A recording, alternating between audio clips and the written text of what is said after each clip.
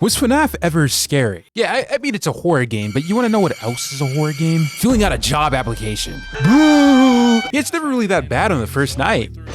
We get used to it. You get jump scared once, you jump out of your seat, and then you realize how silly you look to become nonchalant. Suddenly all these PNGs going across the screen playing loud noises don't faze you anymore. When you get jump scared by a glam rocket animatronic, it's not an, aw man, that really got me. No, it's actually, why am I playing Security Breach? But people swear FNAF is the pinnacle of indie game horror. Scott Cawthon's a creative genius and masterful storyteller in the horror genre. The fact the lore is held together with super glue and red herrings is intentional story design. And to that I say, zip them up when you're finished. Tell me, why are my animatronics breaking it down sexual style? That's not my chica. Who are you? Damn, she kind of bad though. Why are you here? Why did they make you? FNAF has lost the plot, and I mean that literally. Why can't we just go back to the good old days where purple guy was really a purple guy? Okay, maybe not that far. No, we need to go back to where it started. The missing children, Fredbears, the bite of 87, the foundation FNAF was built on. Was that the bite of 87? And there's no media that rides the nostalgia wave for what once was in this franchise more than FNAF VHS. What are you waiting for? Roll the bumper!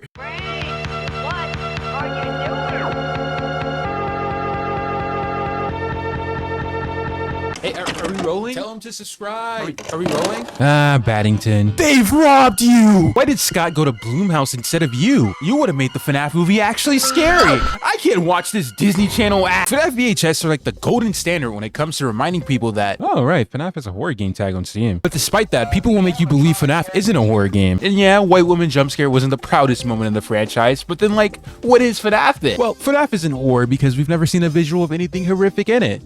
Yeah, take that, Stephen King. Like my brother in Christ, a man killed 5 children. Just because there isn't a high quality render depicting it in 4K doesn't mean it didn't happen. FNAF used to be scary. And then they show stuff that never happened in the game. Like, yeah, I totally remember William Afton busting out the Fortnite pump shotgun and shooting a paranormal investigator in the back. It's a duality, and it all sparked because of the FNAF movie. When it wasn't slapped with the R rating, a lot of the VHS bros, the fans specifically, were upset that there wasn't going to be any gore. Like, they were fully expecting Freddy to hit a Mortal Kombat finisher somewhere in the movie. They feared it wasn't going to be scary if that didn't happen, and I mean, I guess turns out they were kind of right. The other side of the coin saw their bitching and politely explained that it didn't need an R rating nor follow the source material 1-to-1. But somehow the argument devolved into FNAF being scary versus it being for kids. Is it insane that both arguments are sort of right? Like, realistically, how many times do you get jump scared in a FNAF game till it just doesn't hit the same anymore? In a way, the main content of FNAF is its jump scares. But all that edging with keeping the animatronics at bay, what really makes the game is the loud MP3 file that's played when you lose the game. And unfortunately, if that's not good, you're just FNAF 3. Oh yeah, thanks for ruining the lore, by the way.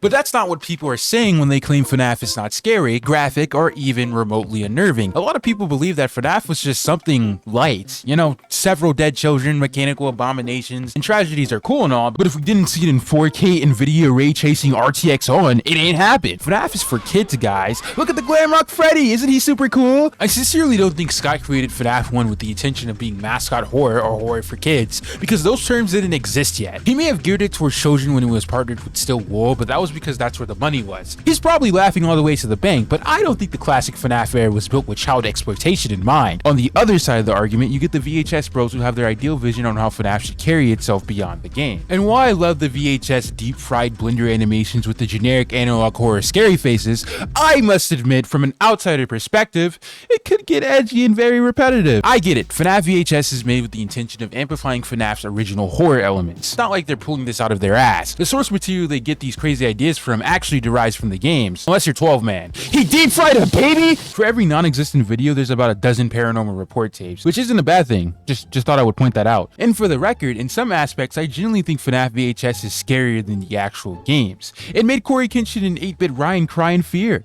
I'm crying. I'm crying! This is when you know that I'm creeped out. Like, can you see this tear going down my face? I am actually crying from fear. What? But there's this push to use FNAF VHS as ammo to fuel the argument that FNAF is a true horror game and will always be scary. But unfortunately, FNAF VHS is not a supplement for the actual game. It can't be used as canon even if it's just an interpretation of actual canon. While yes, I wish Baddington could have went back in time and showed Scott his superior FNAF 3, I'm well aware that FNAF VHS really just exists in a vacuum. It's fan content and that's just that. But you want to know what isn't fan content? The freaking game. FNAF boomers beware.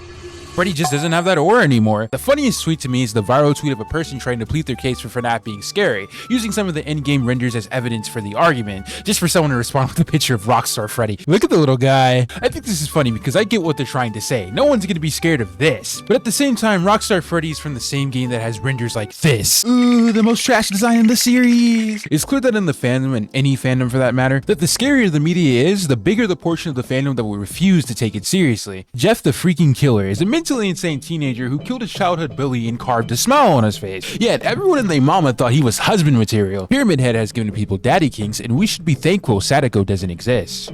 For her sake.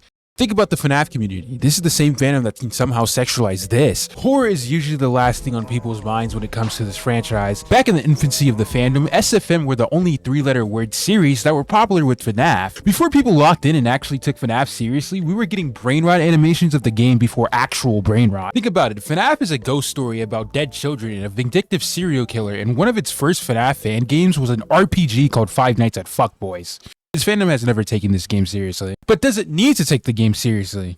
That's up for debate. I believe fandom should have fun with the respective media they're fans of. How they have fun could easily be the result of late one night at Fredbear's, or it could be the result of 5 AM at Freddy's. And I think that's where it stems from. How many How to Make Five Nights at Freddy's Not Scary can you watch before FNAF isn't scary anymore? I'm willing to bet that most people that mainly indulge with that type of content have not played the game. If you were 12 when you got into FNAF, I doubt you had a Steam account. Your exposure to the actual game was through playthroughs, and after that, you'd get exposed to many lighthearted, wacky content that the internet had to offer at the time. Headcanons became actual canon to people, and on both sides, you have people falling in love with an idea that isn't the source material. It's like creepypasta fans. No one has gone to the creepypasta site and read the original Jeff the Killer story, but that didn't stop them from doing their little DeviantArt pieces and MMDs of him. It's FNAF horror bros and silly goobers. Would you rather have a FNAF VHS son or a security breach daughter? Choose wisely. I don't think either FNAF fan is bad. But sometimes you're either dealing with people who act like children or actual children. And what's crazy about that is you find them on both sides. What is the major takeaway for this video? I don't know. Oh my god, bro. But all I have to say is, still, make a FNAF World Remaster and my life is yours!